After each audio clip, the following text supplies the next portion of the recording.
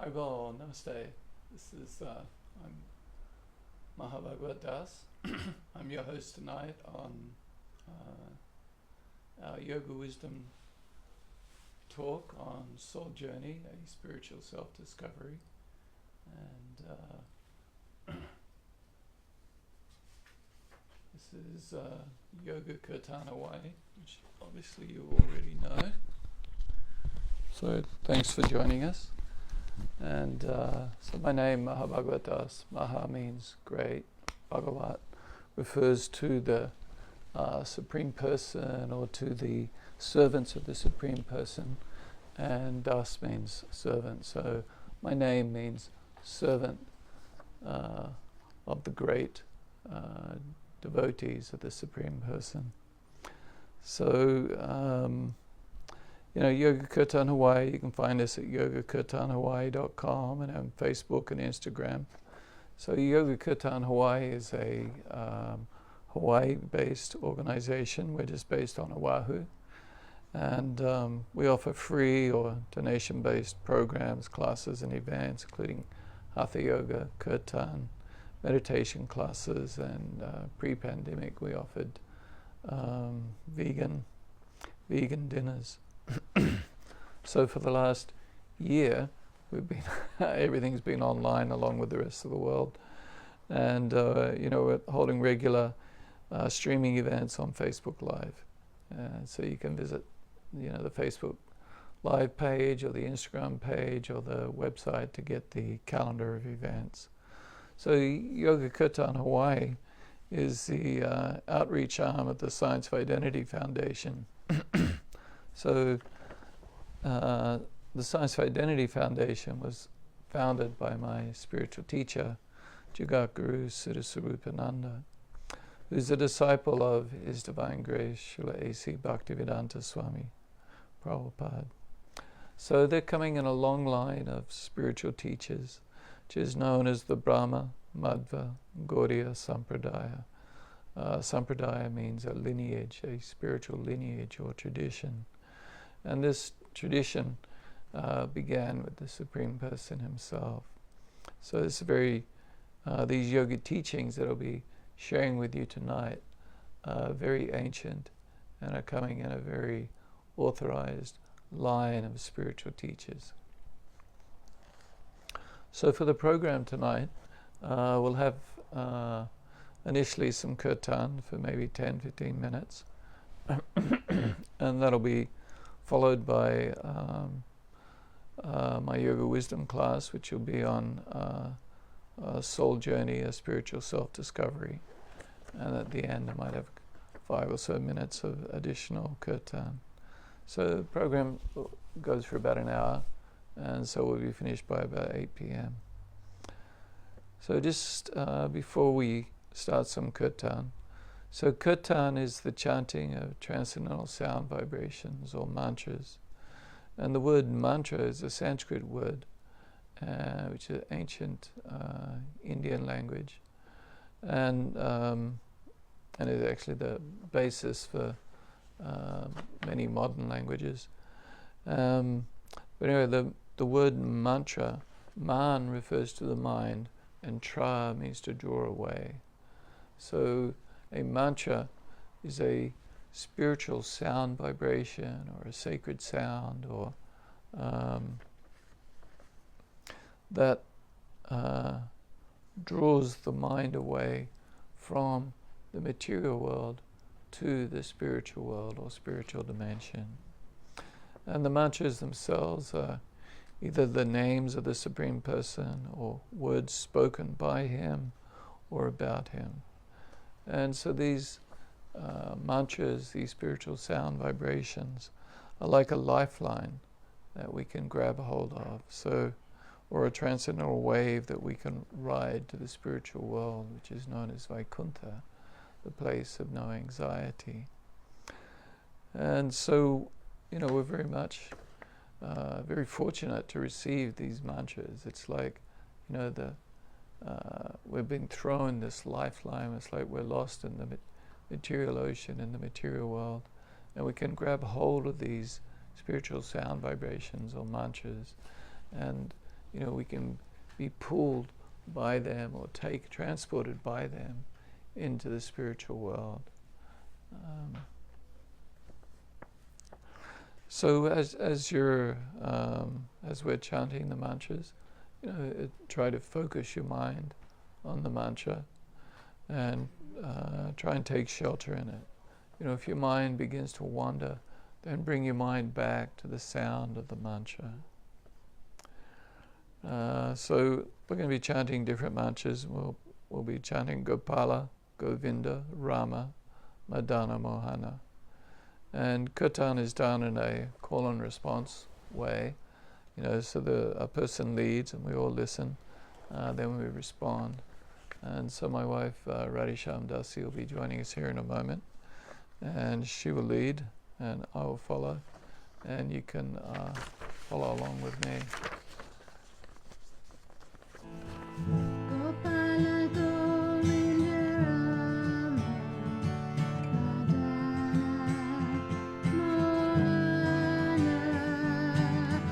Gopala Govinda Rama Madana Mohana.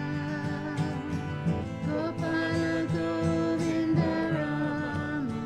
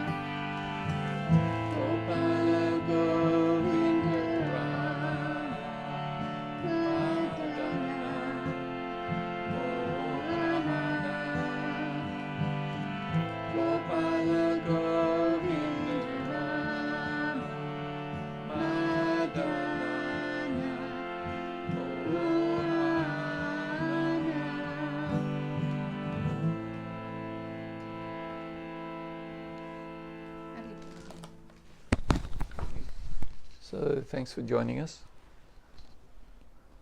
And I'm going to speak on yoga wisdom, on soul journey, spiritual self-discovery. So before I speak, first I'd like to offer my respects to my spiritual teacher, Jagaguru Siddhasarupananda Paramahansa, who's very kindly shared with me and taught me yoga wisdom.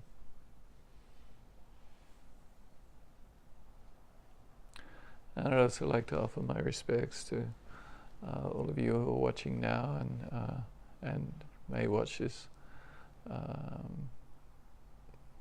broadcast later on from our Yoga Kirtan Hawaii's Facebook page. So please accept my respects and appreciation. I mean, if you're watching this and if you haven't been to a yoga wisdom class before, or if you've been to many of them in the past and you're watching this now, then I'd like to congratulate you actually for taking steps towards fulfilling the goal of life. So this this talk is entitled Soul Journey, a Spiritual Self-Discovery. And so, we are on a journey. We are spirit soul. We are spiritual in essence. We're not material. And we're on a journey throughout this material world. And we're on a journey in this particular life. We've taken birth. We're not quite sure how that happened, but somehow or other we ended up taking birth. In a particular family, in a particular country, and in a particular body. Right? So we take birth in a particular body, and this birth may be male or female, or we may be born in a wealthy family or a poor family. This body may be healthy, or it may have some disability, some handicap. It may be beautiful, or it may be not beautiful. It may be predisposed towards certain kind of diseases, or maybe it's not predisposed to any serious disease. And so we take birth in this particular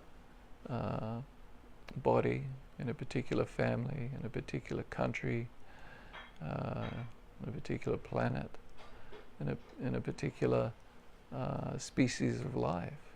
Wherever there is life, there is a spiritual being. The distinction between life and matter, like matter without the presence of life in it is just dead matter, like this chair or this microphone stand or this harmonium that I was playing earlier. These are not alive, right? These are just material objects, and they have no life within them.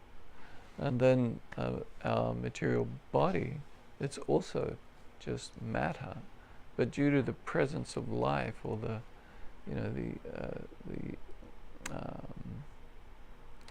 presence of the soul, or the presence of the person, of the actual living entity within the body, Sanskrit term is known as Atma, or sometimes Dehi. Like the body in Sanskrit is called the Deha, and the possessor of the body is called the Dehi. So the spiritual being who's within the body makes the body alive. And when the living being, or the Atma, or the Dehi, is forced to leave the body, then the body is no longer alive. It just becomes dead matter again, and it begins to decompose and break down. And basically, then at that point, we have to burn it, or put it in a box and bury it, or some places they actually just put the body out in the open and invite the vultures to come and eat it. So that's one good way to understand and appreciate that you're not this body. At the end of this body, it's eaten by worms or jackals or vultures. The body becomes valueless once the living being, the spirit soul, the possessor of the body, is no longer present in the body. So anyway, so we take birth in a particular material species, particular family, in a particular location, part of the world, as I was describing. And so the question is, well, what, as we, we're going to journey through life, right? The journey of life becomes, we, for generally most people speaking, we take birth, then the body grows some. We learn how to control the body. Initially it's just a baby body, and we can't control anything. The urinating or passing stool, or we can't speak properly. We can't really communicate, and we have to be completely taken care of by our, generally the mother. So we grow a little older, we get a little bit more together, and then we get sent off to school. And as we progress through school, the body becomes more capable, and we become a little more independent from our parents. As children, we're just sort of like an extension of our parents, but as we grow older, we become more independent till we, reach puberty, teenage years, and become a hell of a lot more independent. Sometimes way too much independent for our own good. But anyway, then we complete our perhaps high school education, and then either we get out into the workforce or we go to university or college, and then at some, then we get a profession or a job or a career or whatever, and work a certain number of years. Maybe we travel a few different places. We get married, enter into a long-term relationship. Perhaps we have children, and as we grow older, and then we, reach retirement age, so we retire.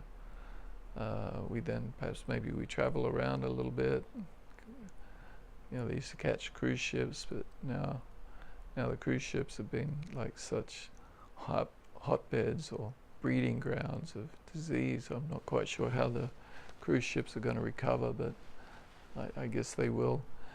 And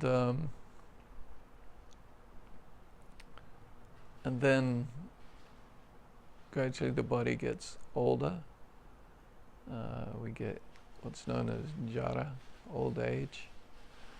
And and as we get older, like they call it the golden years. Right? So the golden years are like the first decade of retirement. When you're in your 60s, maybe late 60s, you're still kind of pretty together. The body hasn't started to really seriously deteriorate, this generally speaking. And so that's when you go on the cruise, maybe into your 70s. But by the time you hit 80, things are starting to like really deteriorate, getting different kinds of more and more health problems, certainly late 80s, 90s. By then things are, generally speaking, pretty difficult if you make it that far. And then, regardless of how far you make it in life, then you experience death. This world is known as Macha Loka. In Bhagavad Gita, Krishna describes this world as Macha Loka, and the place of death. So everybody here dies. Everybody dies, and death means the end of the body. You, the spirit soul, continue to exist, but the body dies. And while you're on this journey, as you go from birth through youth to middle age to old age, and then to death.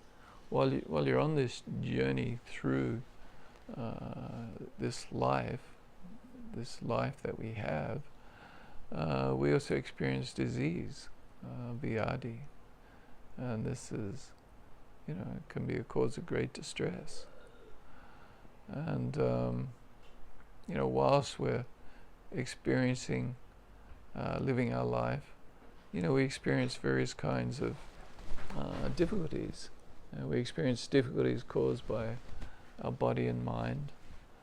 The body of disease and old age, or accidents that happen to it, disabilities that occur.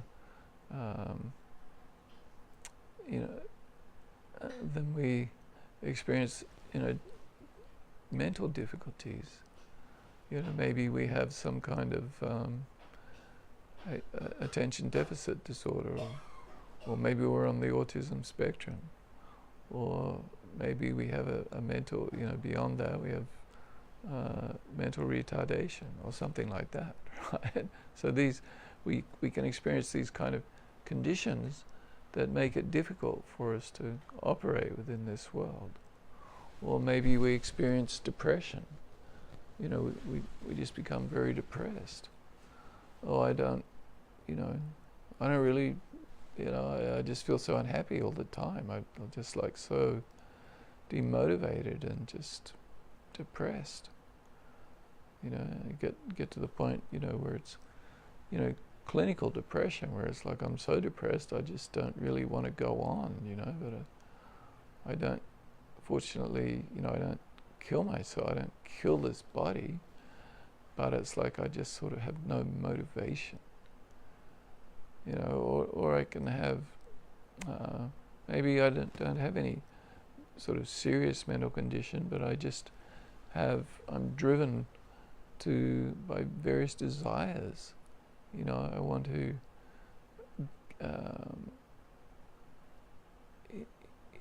I just want some things, and I'm driven to achieve them, and I can't stop thinking about them, and it just becomes frustrating. So I can become angry and frustrated, or I can,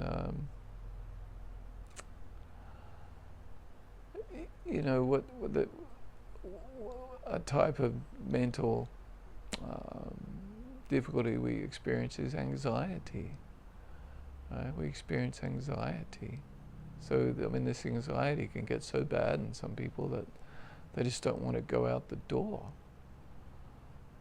I used to, I used to live on Maui, and I had an accounting office on Maui, and we had a lady who worked for us, and she was a bookkeeper, and we were going to, me and my family were traveling to Australia, and anyway, I was a bit worried about this woman, whether she'd be able to continue doing the bookkeeping while we're away. And anyway, just like a few days after we leave, the accountant called me, got a hold of me in Australia at my parents' house, and says, "Oh yeah, no, Linda left."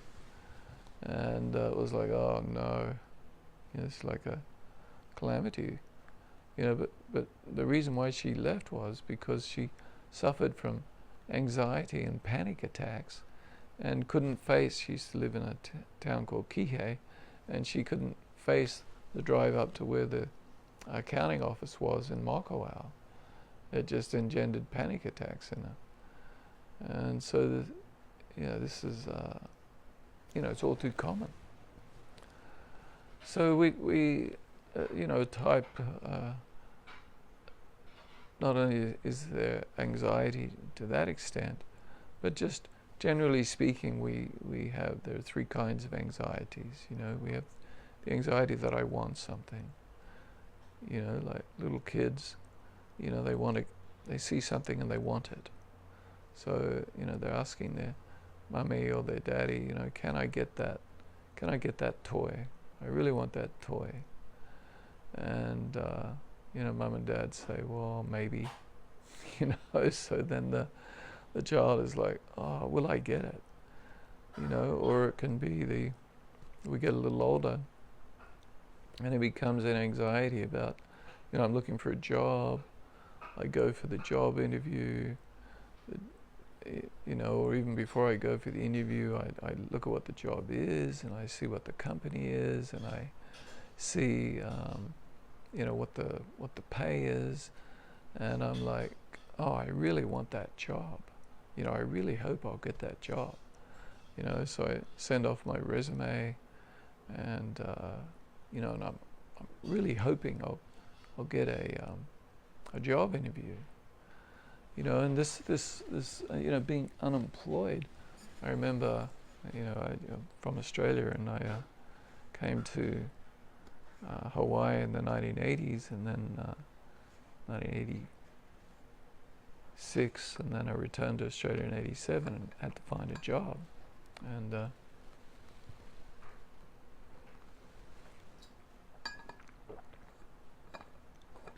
I lived in this small country town where there wasn't many jobs. And anyway, so you see every job that might be of interest, apply for it. And these are the days before email, so you had to prepare your resume and write your letter, type up a letter, print it out, put it in the envelope, mail it, apply for the job. And then you're just waiting to hear back, hoping to hear back. Will I get an interview?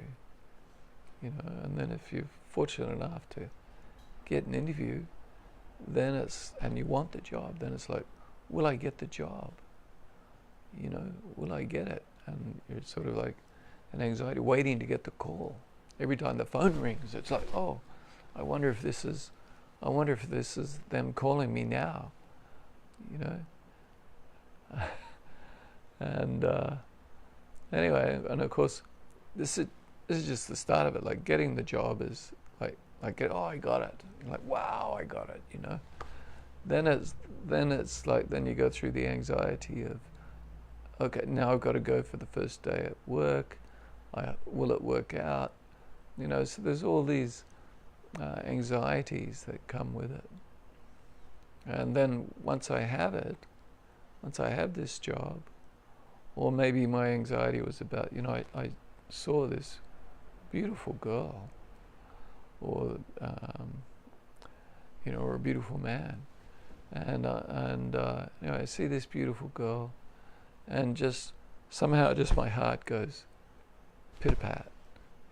I'm just like, wow, I'm just so attracted to this girl, but then I'm wondering, and I'd like to have a relationship with her. I'd think, oh, this will make me so happy if I can have this relationship. And I'm in anxiety. Will she, does she feel the same way? Is she attracted to me? So finally I get up. I'm in anxiety. I'm worried about, will she reject me? And so I go over to talk to her, and I'm worried, will I get rejected? So I'm, we're always experiencing this kind of fear and anxiety. Anyway, so finally I get the job, or yes, she was attracted to me and would actually like to even have a relationship with me, and so then, maybe things work out, and it's kind of like, then I'm in anxiety. Will I lose my job, or will she decide not to love me? So I'm in anxiety about this. I worry about this. I'm concerned about it, and it's causing me mental distress. I'm in anxiety, and I'm worrying. My father and actually my older brother, they're real warriors. My father was such a warrior. He would worry about everything. And you know, like my we used to go to, go and visit down there in Sydney, and we'd go out. Dad, Mum, we're going to go out. We're going to go out and go to the zoo, or go to the beach, or go and do whatever, right? Go somewhere on vacation with the kids, and it's like, okay, well, we're going to go and go out, and we'll be back, probably around 5 o'clock. Okay, well, if we weren't back at 5 o'clock, my father would be just like getting so worried and so worked up. And, sometimes, actually my wife went to visit him one time, and, I didn't go. She just went on her own. She went to see the kids. The kids had grown up and moved down there. So anyway, so this one time she went, and it's like she's just visiting, and, and then she wasn't back at the time that she said she'd be back. My father's up on the street. He's walking up and down the street waiting for her to come back. He's in so much anxiety and worried about where is she? Where is she? So we experience the second kind of anxiety, am I going to lose what I have? Is something bad going to happen? And then the third kind of anxiety is, I lamentation. The thing that I was fearful of having happen, or the thing I was fearful of losing, well, yep, I've lost it. What I was worried about happening happened, and now I'm in a situation of lamentation. I'm in distress. And, the worst kind of distress is like, we get divorced, or my spouse dies, and it's like, my whole life was built around this relationship, and it's like, well, now it's being torn asunder, and it's like, so distressing and painful. It's like physically painful. So these are some of the miseries of life, and they're essentially caused by our body and mind. And then there's the second kind of material misery or difficulty is miseries caused by other living beings, other living entities. And this can range all the way from the fleas or the mites or the mosquitoes to the barking dogs and the crowing chickens at 3 a.m., all the way to the rapists and murderers and criminals who steal our stuff or assault our bodies, or to our very difficult children, or to our spouse who just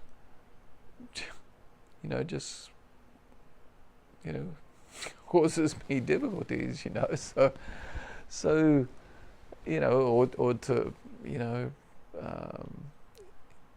politicians, or radical groups, radical Muslims or radical QAnon theorists, or whoever, whatever, right? Like in Myanmar, Burma, like the army suddenly takes over, and now they're out and there's, killing people in the streets who are complaining about it. So, miseries caused by other living entities. And then there's miseries caused by natural and social forces. Here in Hawai'i, we have what's called hurricane season. So we have to worry about hurricanes. And last year, in August, I think it was August, right in, we're all going through the pandemic, and there's lockdowns, and you're not supposed to go out of your house and got a social distance, and then suddenly there's a hurricane coming. And it was headed directly for Oahu. It's like, it doesn't happen too often. I mean, you always have they're talking, hurricanes are a classic example. They start talking about them a week in advance, or perhaps a little bit longer.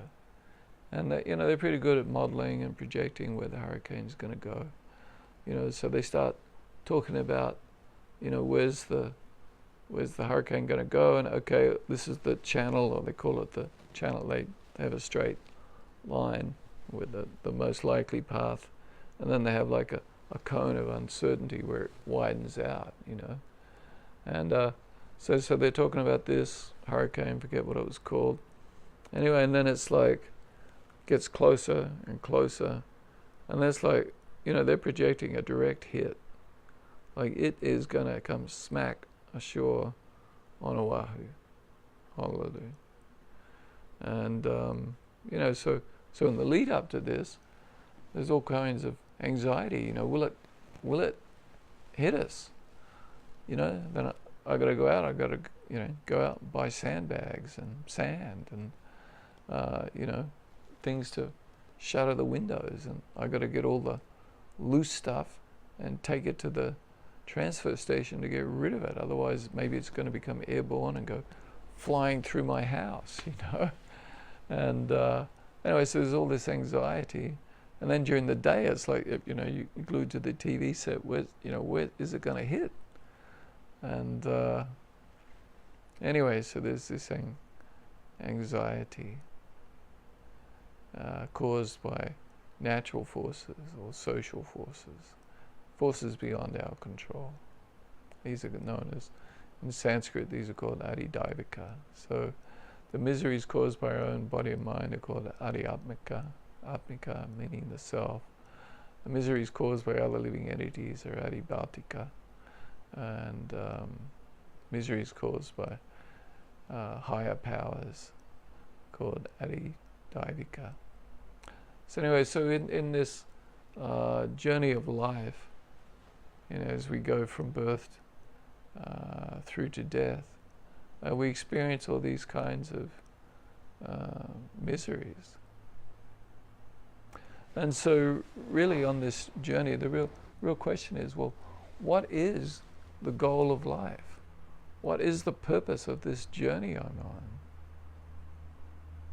on? So there's a Sanskrit term, prayojana, and this means the ultimate goal of life.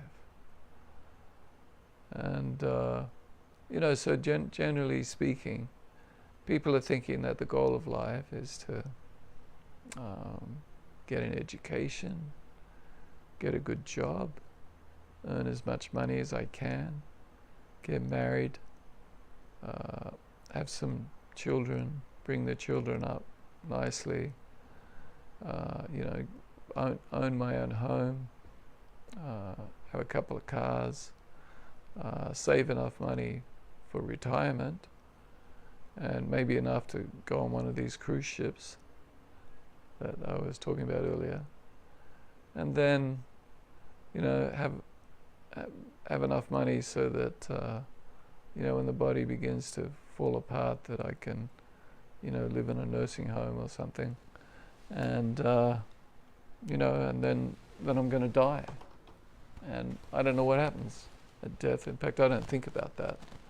Right? I'm just absorbed. My goal is just sort of, to sort of get through life, get a good job, get married, have kids, and that's what my goal of life is. Maybe I have a career goal, but like that's my goal in life. And so like if you make a list of, well, what are goals in life? Well, I want to have a good job, get married, have kids, get a car, buy a house. So these are like the goals. These are the most important things, and so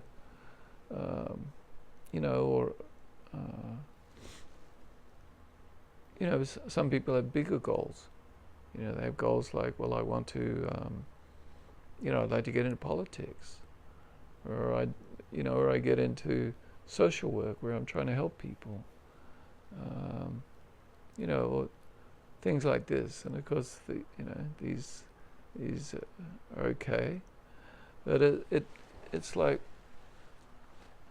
according to the yoga wisdom, if we appreciate and understand, I've been saying, we're not this body.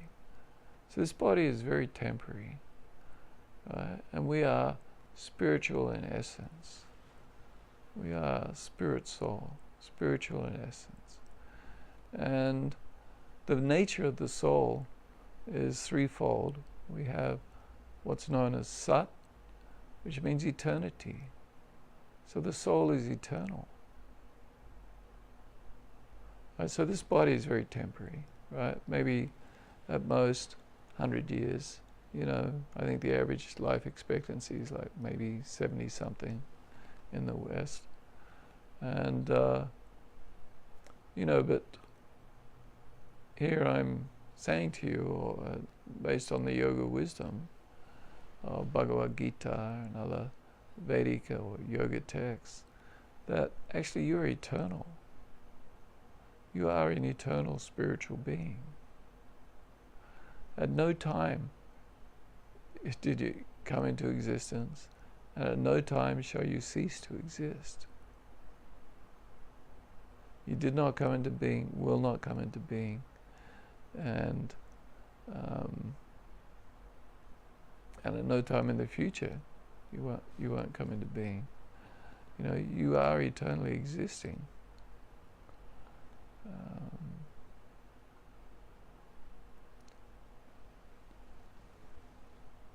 In Bhagavad Gita, Krishna says to Arjuna, "Na tvevaham jatu nasam na tvam nemi janadipaha na chaiva na vivishyamaha save vaya mata param." So he's speaking to Arjuna on a battlefield, and he's saying that never was there a time when you, nor I, nor all these other kings that are present here did not exist. Never was there a time when they didn't exist, and never will there be a time in the future when they won't exist. And so our existence in this life of 70, 80 years, 50 years, whatever it is so very short. It's so short. It's like in terms of the eternity, right? And eternity doesn't mean like 500 years or 1,000 years. Generally speaking, if we can speaking on reincarnation, and people always wonder, I wonder who I was in my last life, so very interested. What was my last life? But you are eternal. How many lives have you had? Uncountable. Uncountable. From time immemorial. Another Sanskrit word is anicca.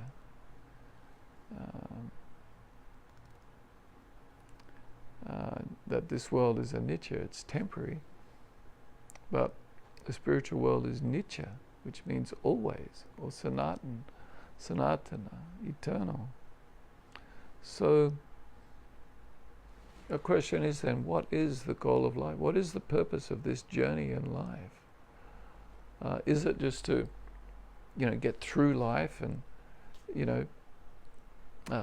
get a good job and buy a house and have a couple of kids? And is that the goal of life? Is that truly the goal of life? So in yoga wisdom, we teach that no, you are spiritual in essence. And the goal of life is actually to unite or link up in yoga with the Supreme. And the Supreme has three aspects. There's the aspect of the Supreme Person himself, Bhagawan, who is the source of all these material and spiritual worlds.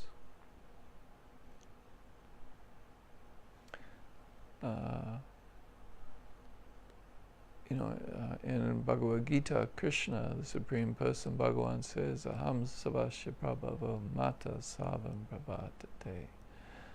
That everything emanates from me. All the materials and spiritual worlds are coming from me. This is that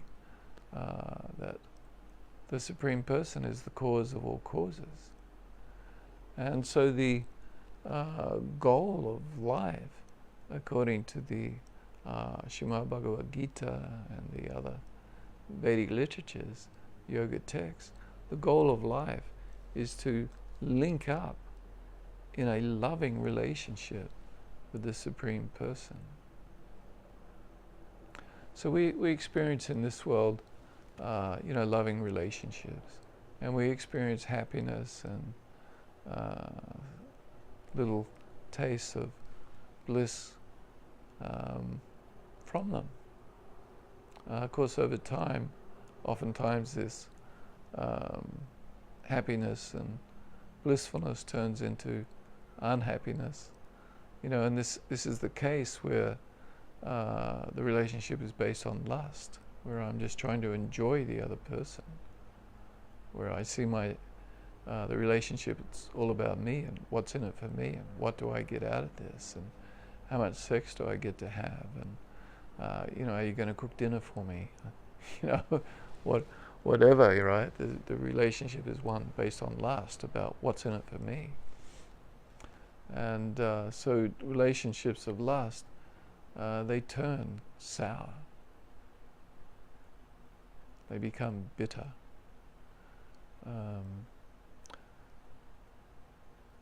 But even in these imperfect relationships in this world, we can experience some happiness.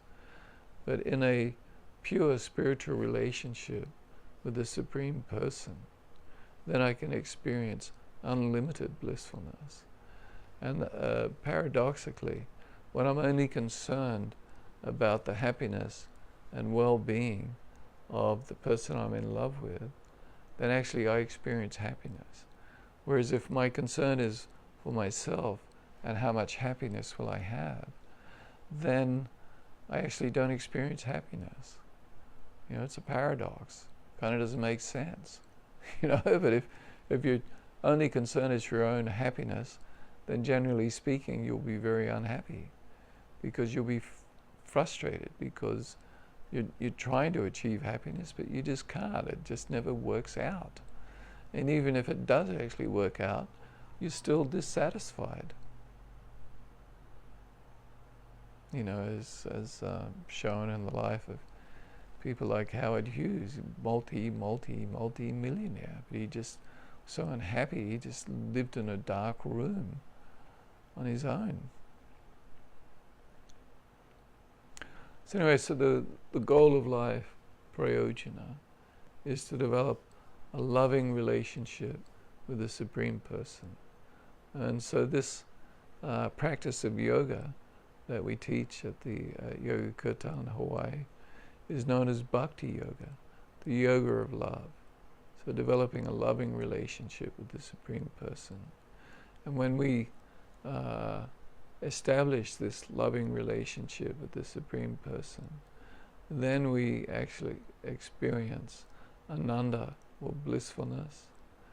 We experience our eternality as we enter into an eternal spiritual relationship, as opposed to just these temporary material relationships based on the body that can only exist during the course of this particular lifetime. We can enter into a spiritual relationship, an eternal relationship, in the world of eternality, in the eternal spiritual world. And a life that's full of knowledge, or chit, cognizance. We become knowledgeable. Like in this material world, we're actually in a world of ignorance. We don't know the realities of life. Our eyes are covered by misunderstandings and darkness, ignorance. We don't understand who we are. We don't understand that we're spiritual in essence, that we are eternal. So our natural nature as spirit soul is to have Satchitananda. So eternality, cognizance, knowledge, and blissfulness.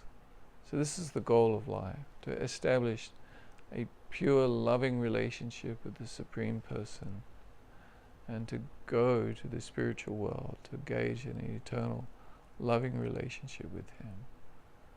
So this is the goal of life. And the way we can achieve this goal of life is through the practice of yoga, bhakti yoga. And one of the key process is engaging in Kirtan, or congregational chanting, or chanting out loud of these mantras, these transcendental sound vibrations, which are the names of the Supreme Person. And by chanting these transcendental sound vibrations, our heart and mind becomes purified.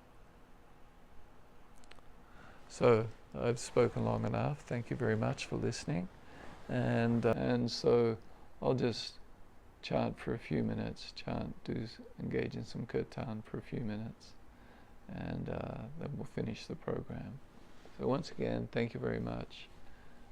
Thanks for listening, and I hope you will consider what I've had to say.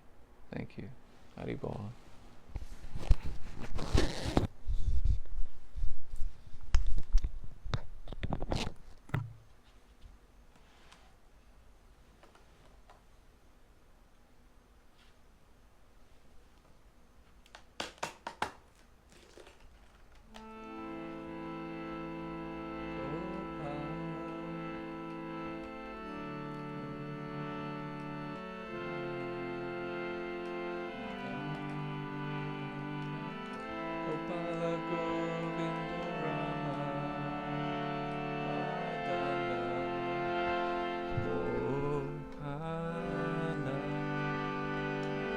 Gopala Govinda Rama Madana Mohana. Gopala Govinda Rama Madana Mohana. Gopala Govinda Rama Madana Mohana. Gopala Govinda Rama Madana Mohana. Gopala Govinda Rama Madana Mohana. Gopala Govinda Rama Madana Mohana. Gopala Govinda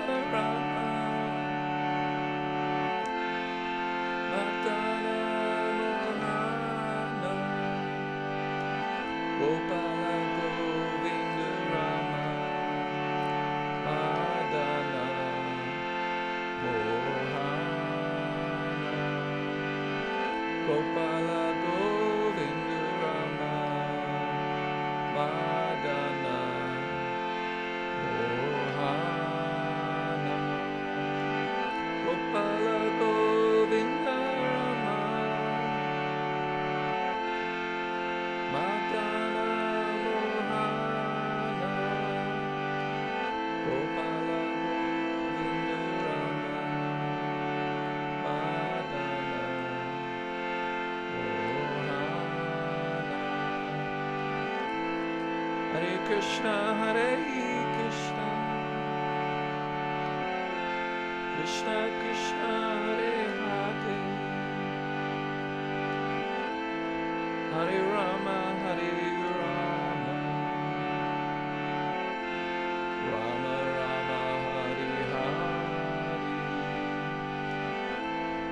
Hare Krishna, Hare Krishna, Krishna Krishna, Hare Hare,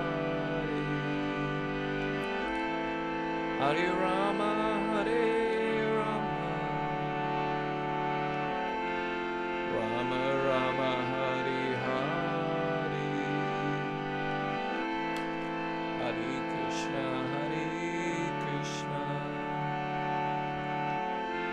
Krishna Krishna, Hare Hare,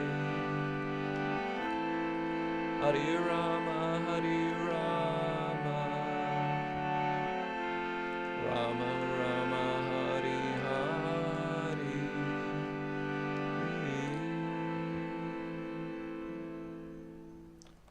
Haribol. So thank you very much for joining me. Namaste.